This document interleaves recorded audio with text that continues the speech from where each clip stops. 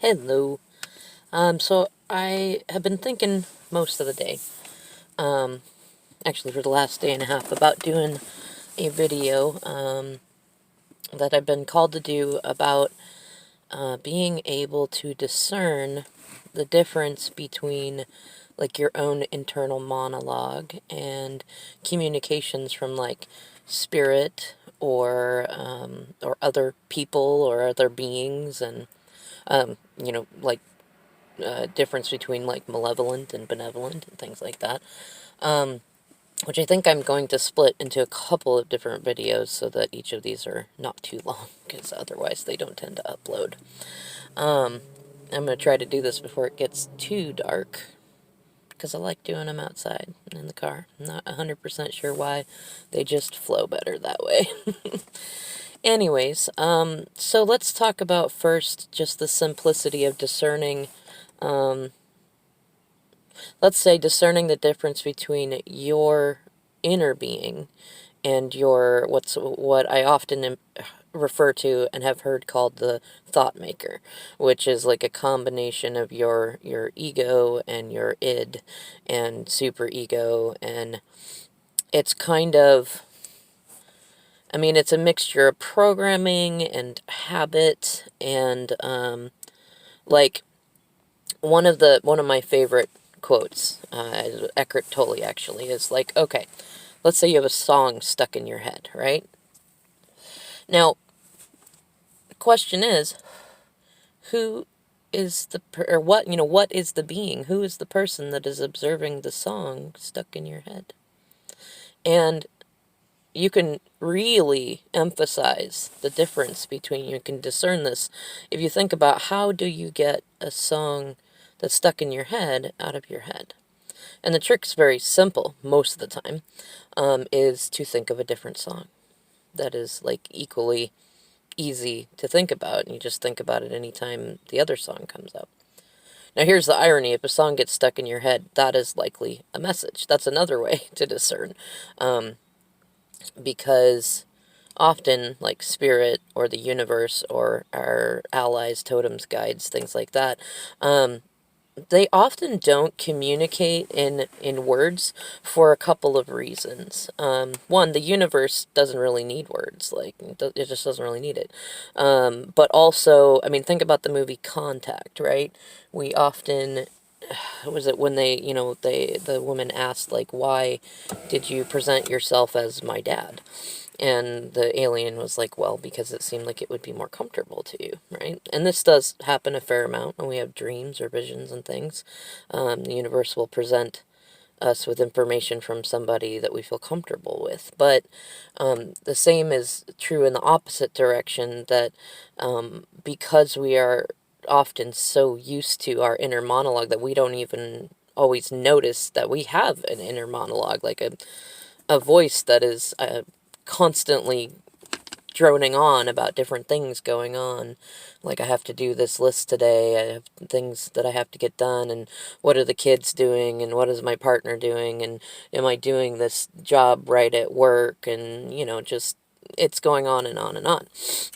And one of the things about awakening and enlightenment is you start to notice that you have that. And usually then you start to go, oh my gosh, I'm hearing voices in my head, am I crazy? And then whether you talk to a therapist or not, usually go, no, not crazy. You're just becoming aware that you have an inner monologue. Now, because many people are not aware of their inner monologue, and because even when we become aware of it, until we really start like meditating and quieting the mind regularly, that inner monologue, it's very hard to discern. Well, let me rephrase. In the beginning, it can seem challenging to discern the difference between your inner monologue and other communications. I mean, one of the first challenges really is discerning the difference between your ego and you, right? And you are the being that observes the thoughts. You're not the thoughts. We often make the mistake of assuming that what we think is what we are. Like, I think, therefore I am. Is not 100% accurate. We go on ego autopilot for a very long time in our lives, that's more of a survival mode, especially if we've been through traumas. And it's it's kind of that reptilian brain that's still left in there that, eat, drink water, have shelter, be warm, protect from predators, capture prey, reproduce. Like that's, the basis of it. Just keep doing it. It gets modified because we don't, we're not cavemen anymore. So it might be go to work or go to school, do this thing for the partner, use the bathroom, go to work, sleep, things like that. Eat some food sometimes. It's mostly basic survival needs. And anything, this is a good way to discern, I suppose, is that anything that disrupts our normal routine, whether it's a thought, let's say it's a thought, like, it's funny, I just saw 5 seconds and 50, or 5 minutes and 55 seconds. So let's say that you're doing your normal routine. You get up, you shower, you go to work, you work on whatever you work on, you have lunch, you go back to work, you go home, you run errands, you get done, you get ready for bed, you go to bed, you sleep, you wake up.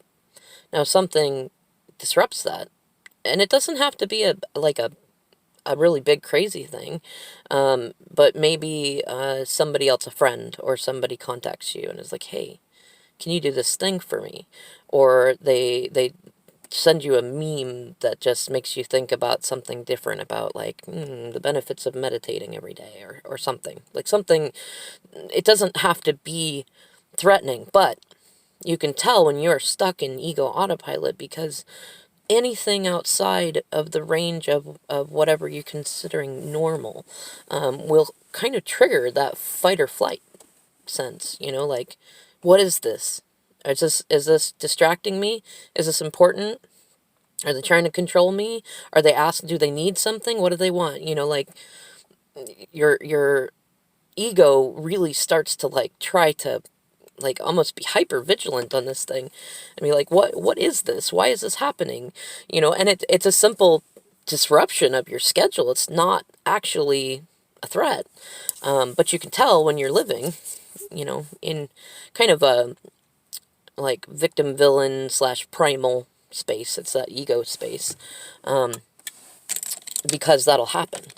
Now, somewhere in there, like you are the being that observes these thoughts, but that's your inner being, as Eckhart Tolle, Abraham Hicks, and many others refer to it, or your higher self, or your soul, if you want.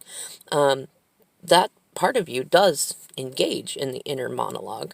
I wouldn't necessarily say it's like a voice, but it can produce thoughts, and it can use your thought maker to produce thoughts. Now, one of the key differences between those two is that the ego often lives in what would you call it? Fight or flight mode, fight, flight, or flee. Your ego is that part of you that, when you were little, if you touched something hot like the stove, or a flame or something, and you burned your finger, the ego's purpose is to remind you, oh, that's hot, don't touch that again, you'll get hurt, right? And oftentimes, because of the way our society is, we end up, like, the ego ends up doing that over and over and over again. Like, don't do that thing, you got hurt. Don't let somebody else do that thing, they hurt you. It's very fear mode, and often on the opposite side, it can be aggressive. Like, conflict is going to need to happen, I need to put up my walls. Or conflict could potentially happen, so I need to get aggressive, right? That's the ego space. It's usually allowed in terms of, it takes up a lot of your consciousness in there, if you can call that consciousness, and it keeps you in your pain body, because when you're in pain body, you are constantly vigilant, up until the point that constant vigilant creates exhaustion, and then usually, once you hit that exhaustion point, and the ego doesn't have enough, let's say, fuel, to be the primary navigator of your human experience, and you are kind of forced to stop, whether through exhaustion or through, like, when you're on ego autopilot, a lot of things fall apart, and we end up usually incurring a lot of really crappy karma. And then the universe goes, nope, nope, nope. I mean, you got free will. You can, that's 10 minutes, 10 seconds. You can keep going that way. But eventually you're going to wake up. You're going to do it to yourself more than anything else. But I'm going to facilitate that if you're going to live in that space. Especially if you're somebody who's sitting here going, why do bad things happen to me? I want good things to happen to me. Well, you're asking for healing. That's what's going to happen. And then you get into that quiet, exhausted space, which is very meditative in its own way. Maybe not an intentional meditation. Maybe even you smoke a bowl, or you drink some wine or some beers, or you play an instrument or listen to some music, and you find that thought maker is quieting down. That the thoughts about, oh, I gotta do this tomorrow, I gotta worry about that thing, I gotta think about this and think about that, they just get quieter and quieter and quieter. And then you start to hear other thoughts. And maybe you start picking thoughts. Like if you get to a point to where you don't hear any inner monologue, you almost are so used to being so busy, so wrapped up in your thoughts, that you start picking things to think about. And when you become aware that you start picking things to think about, that's when the real fun starts. Because you might start reaching out to people that you haven't thought of in a long time. You might have a memory that resurfaces every time you're in that space, or you might, there could be good memories or bad memories, either way, like, come up because it needs to be healed. Regardless, that inner voice, inner being of yours, is usually more of a whisper, at least until you've allowed it to grow and the ego to quiet down. You don't really need it so much. We really don't need it much once we hit young adulthood, but because of society, we tend to run on autopilot. And you could run on autopilot till you're 90 for anybody's guess. It really depends on how much of a mess your ego makes with things, because that tends to heighten the process of how quickly you awaken. But when you're sitting in that quiet space and you hear that quiet voice, it's like, I wonder what's going on with so-and-so. Or I wonder what would happen if I drew a picture. Or I wonder what would happen if maybe I should get on YouTube and watch some videos. Or, I'm really feeling like trying a new kind of sandwich. I did see there was some cream cheese in the kitchen. Just things like that. I mean, it's going to be a mixture of, like, neutral things and positive things. But they're all going to be kind of gentle. Like, inner being doesn't live in fear. Inner being doesn't really know fear, other than through ego. And inner being isn't greedy or jealous or possessive or stressed or distressed. Inner being looks for satisfaction and joy and fun and contentment and things above the basic needs.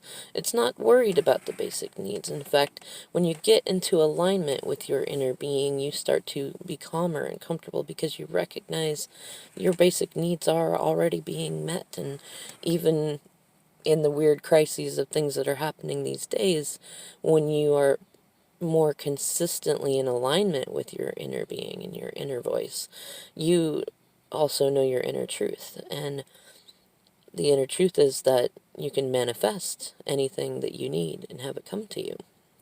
Or you can go to it. Like, like say the economy crashes and we don't have cash money. So we'll do the barter system, right? Or we'll use shells or M&Ms or something for a currency.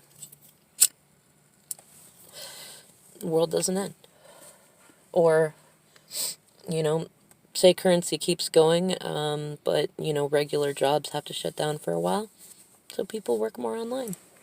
Or you start doing things, crafts from home, or say grocery stores have to close down, or the trucking industry has a problem. so we all start growing vegetables in our own yards, like people have been suggesting for ages, and then we trade stuff, you know? Things go on. And you can really discern the difference. Like with ego, it would be, oh my gosh, panic. Panic, panic, panic.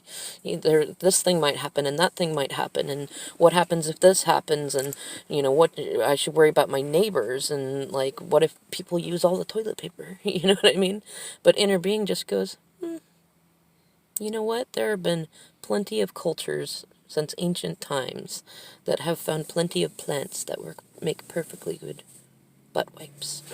you know? In fact, I've heard lamb's ear feels quite nice. And inner being says, nah, I can work with my neighbors on that. Or, there are ways to prevent getting too sick. There are, and even when you're in ego, it can sound awful to say this next one, but when you're in inner being space, it's like, death is not the worst thing in the world. We come to have this human experience, and life and death is a part of this human experience, and everything has pain and beauty. Which we choose to focus on, right? Now I'm noticing my phone acting weird, which means that this video has already gone on too long. So I'm sure that the basic idea between, like, your ego, inner monologue, and your inner being, it's a little bit clear. And please comment below if you feel like you want a little bit more clarity. Now, just to keep it short on that, communications from the universe or spirit or guides, whatever you want to refer to, is usually not used in those thoughts unless it is a repetitive thought that keeps coming up. Usually that repetitive thought is either ego or inner being. It depends if it's in fear or anger space, or in lack, it's ego. And if it's gentle and about what brings you comfort and satisfaction, inspiration, usually that's inner being. Now, if you start getting songs stuck in your head, or especially a certain lyric from a song, or you keep thinking about a number, or you keep seeing a number like 1212 or 555 or 1234, which is 1, 2, 3, 4, or you keep having this image come up in your head, like your mother or your sister or your friend or your partner, it just keeps popping up there, popping up, or if you are somebody who's like maybe clairaudient, you will hear a voice that is not yours. Or maybe it sounds like you when you were little. Or, it might be a friend's voice, or it might be a muffled voice. It'll definitely stick out, But those are communications from things that are not you. And sometimes ego can mimic some of that, so it does take some skill and just some time sitting with the things that come to you to recognize the difference between, is this my ego? Is this is a spirit or another being? Or is this, is this a good being, bad being? Is this another person's thoughts? Especially if you're empathic or clairvoyant or telepathic, like, is this somebody next to me's thoughts? In any case, I'm going to go ahead and leave it there, and I'll do another video about some of this either later tonight or tomorrow. I hope that you enjoyed this one. Please let me know if I can be clearer or if I can provide more details, and thank you for watching.